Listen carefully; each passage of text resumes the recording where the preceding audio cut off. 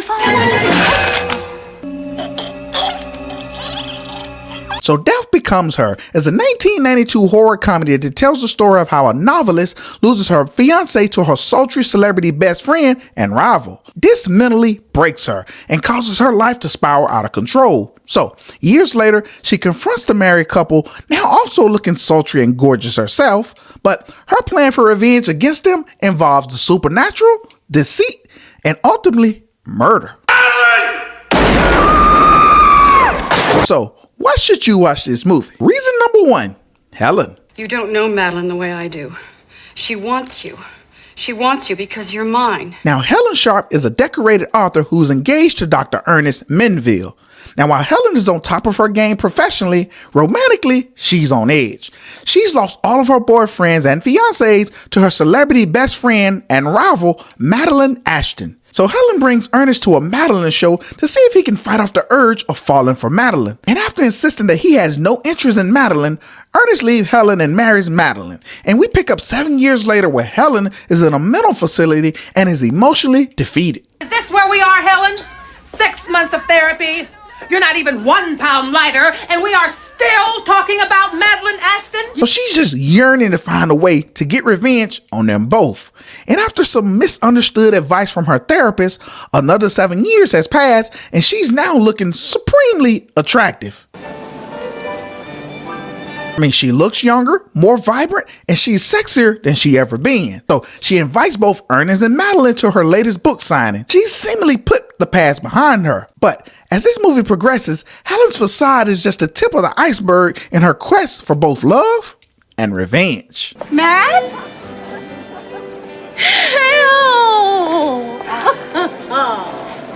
Reason number 2, Madeline. What do I see?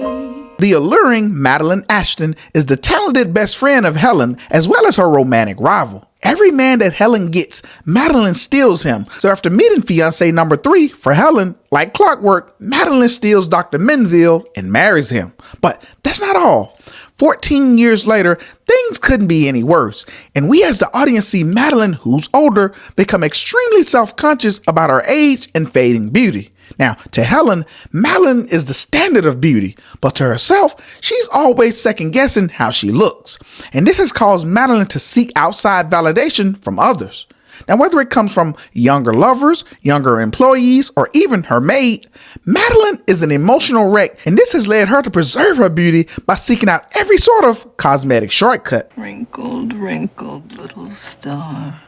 Reason number 3, Ernest. Completely inappropriate. Thank you, Mr. Franklin. We'll see if we can give him a little character. Now, Dr. Ernest Menville is the fiancé of Helen Sharp. He's a successful plastic surgeon who's highly sought after. One evening after going to a stage play of Madeline Ashton, Dr. Menville, who's a huge fan of Madeline, falls head over heels in love with her. Now, despite his fiancé's insecurities that she would eventually lose him to Madeline, he insists that Madeline means nothing to him and that he's just a fan. So 7 years later, he's married to Madeline. However, the next 7 years proved to be destructive to their marriage because as Madeline's obsession with staying young grows, this leads to a loveless marriage full of infidelity and even Dr. Menville becoming nothing more than an undertaker. Oh no, Dr. Manville, you can't give him any character or depth. People have to recognize him. Reason number 4, Lisle. I am the one who knows your secret. Lisle von Ruhmen is a mysterious and attractive septuagenarian who looks to be in her mid-20s. So, what's her secret? The reason she has a ton of money is because she sells valuable items to affluent buyers.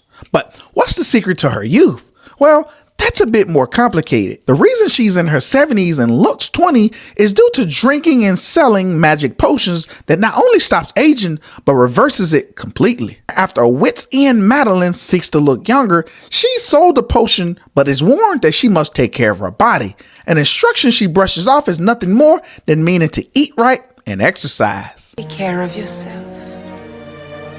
You and your body are going to be together a long time.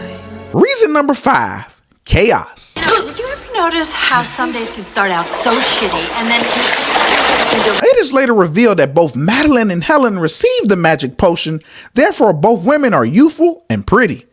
But around this time, Helen has since then seduced Dr. Menville to leave Madeline. Not wanting to lose everything in a California divorce, they plot a plan to kill her. But things go sideways because during an argument, Madeline falls down the stairs and breaks her neck, an otherwise fatal event. But when Helen comes to bury her body, believing that she's dead, that's when we notice that though the magic potion makes one look and feel young, whatever trauma the body suffers will be permanent. Ernest! Ernest! You pushed me down the stairs.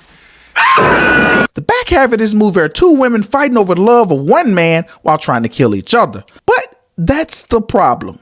They are eternal and by all medical means dead. So for every stab or bullet wound they receive, they have to live like that forever. I have a hole in my stomach!